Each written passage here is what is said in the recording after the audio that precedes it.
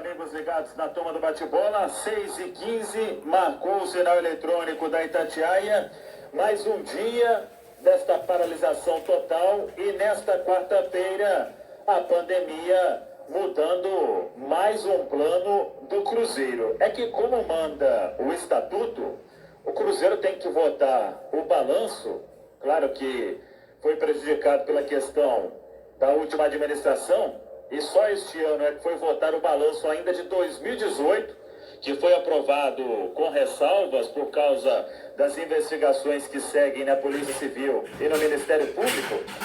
De 2018, ok. De 2019, o último ano aí da gestão do Wagner Pires de Sá, esse balanço está sendo auditado pela MUR, aquele contrato que o Cruzeiro firmou recentemente, o Conselho Gestor, e hoje veio o comunicado do José Dalai Rocha, o presidente em exercício, dizendo o seguinte, que o balanço, por causa desta situação de pandemia, uma situação emergencial, diz o comunicado, a reunião não será convocada neste momento, a reunião para apreciação e julgamento das contas do Cruzeiro Esporte Clube referente ao exercício de 2019. É um comunicado aí direto aos conselheiros do Cruzeiro. O José Dalai Rocha encerra dizendo que conta com a compreensão e consciência de todos, com o objetivo de atender a todas as medidas de contenção da propagação da infecção pelo coronavírus, a Covid-19,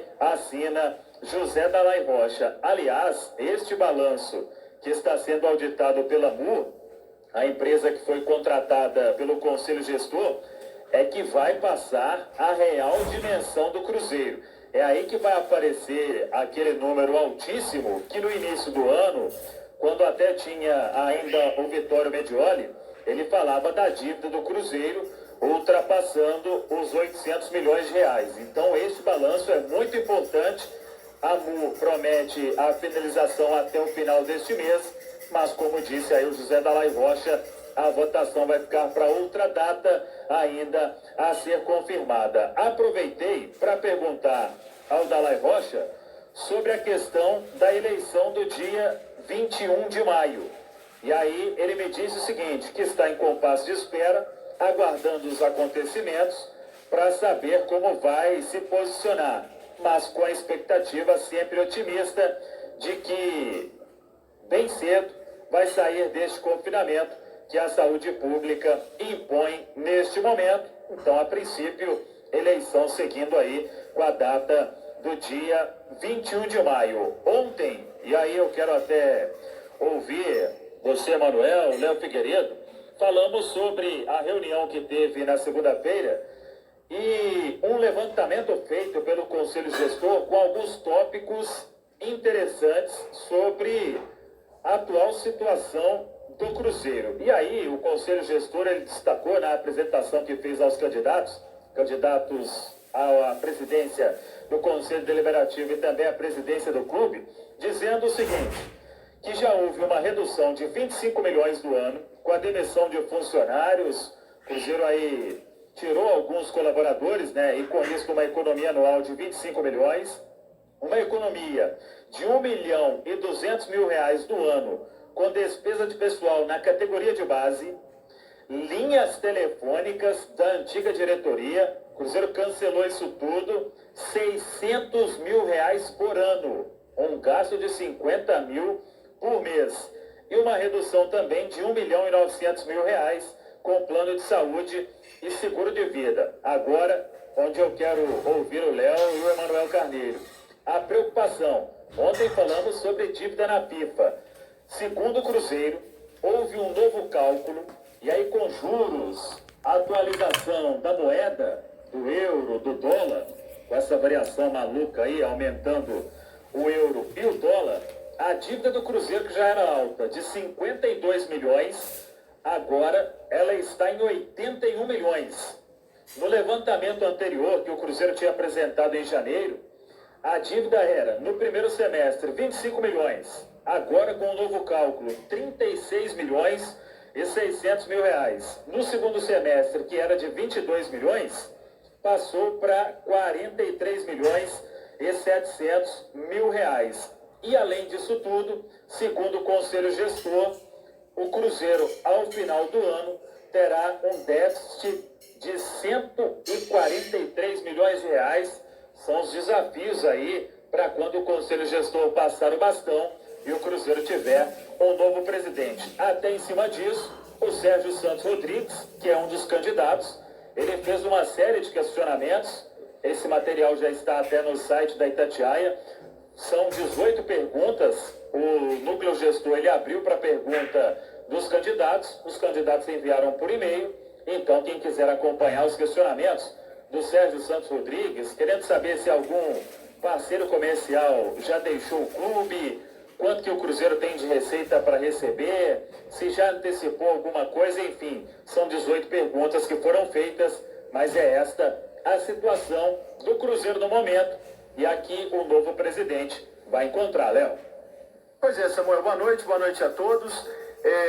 A pandemia está causando prejuízos aos clubes de todas as maneiras, né? E nesse caso do Cruzeiro, do próprio Atlético, de outros clubes que têm pendências com a FIFA, que na verdade são com outros clubes, né? Mas a FIFA acaba intermediando. É lógico que a desvalorização da nossa moeda vai bater e bater forte. Então, o Cruzeiro já está tentando de forma individual, né? O Cris Bretas já disse isso aqui, que está procurando os credores para tentar renegociar as dívidas, mas eu acho que a CBF poderia ajudar os clubes brasileiros nesse momento. Porque não é só o Cruzeiro, não é só o Atlético, vários clubes no Brasil têm algumas pendências com a FIFA intermediando para tentar um acordo, alguma situação especial, um juros menor, um prazo maior, porque a pandemia está arrebentando com a economia em tudo no país, em tudo no mundo inteiro. Então não é só o Cruzeiro ter dificuldade para pagar o clube A, B ou C. Todos vão ter dificuldades com o que está acontecendo no mundo e é pela primeira vez que estamos passando uma situação assim. Então, acho que cabe ao Cruzeiro, sim, procurar os credores, mas também, às vezes, um movimento do futebol brasileiro. O problema é que o futebol brasileiro é tão dividido. Se tivesse um pouco mais de união, se a CBF fosse um pouco mais competente, poderia auxiliar os clubes numa busca por uma condição ideal. Porque é assustador, Samuel, de quase da noite para o dia, uma dívida de 50 e poucos milhões pular para 80, Samuca. Pois é, eu fiz os cálculos aí, impressionante. Sim, Emanuel.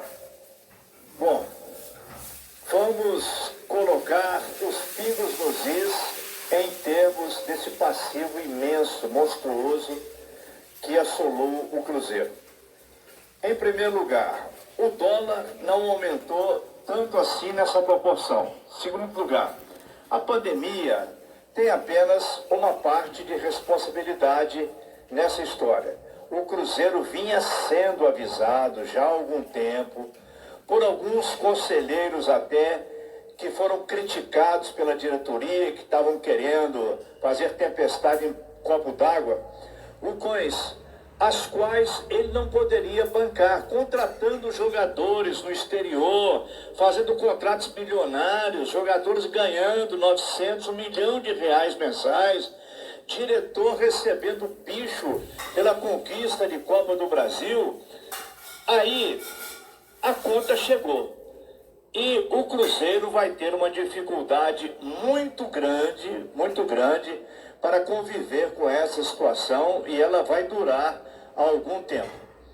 Espero que com a eleição marcada para o dia 21 de maio e que ela não tem razão para ser adiada, o Cruzeiro possa colocar uma palavra final, um presidente para dar as cartas, porque o Conselho Gestor, com toda a boa vontade, com todo o trabalho, com toda a competência que ele está tendo, ele tem uma atuação limitada, porque ele não pode fazer compromisso e prometer coisas para o mês de outubro, para o ano que vem. O que vai acontecer? Já há um compromisso muito sério do Cruzeiro com alguns jogadores de que no ano de 2021 o Cruzeiro, acreditando que vai estar na Série A, o que todos nós torcemos, o Cruzeiro vai pagar esse acordo feito com vários jogadores que não abriram mão de muita coisa não, eles apenas adiaram o pagamento. Muito jogador que se fala aí, olha, aceitou a redução de salário, aceitou fazer um contrato no padrão do clube. Não são todos, não. Muitos deles estão com o contrato em vigor no Cruzeiro.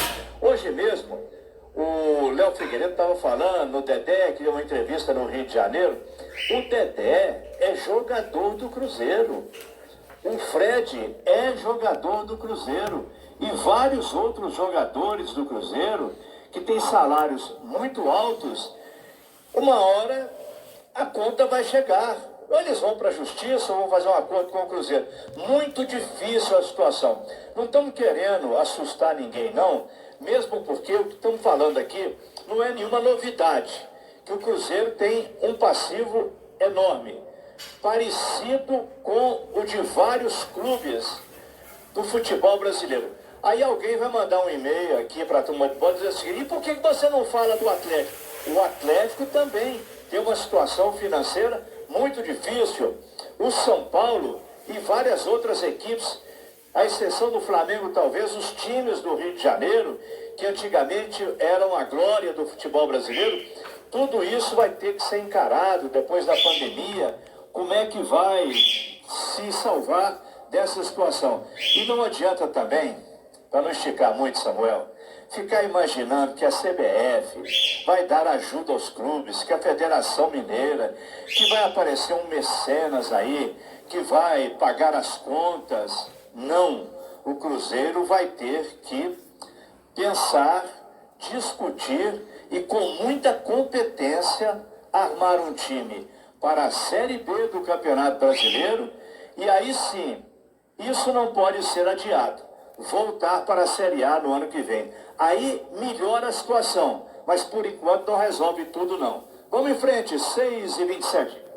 Pois é, Manuel, tem que voltar de todo jeito para a Série A. 10 dias de férias aos jogadores, até para se readequar aí juntamente com todo mundo ao calendário do futebol brasileiro. 6h28.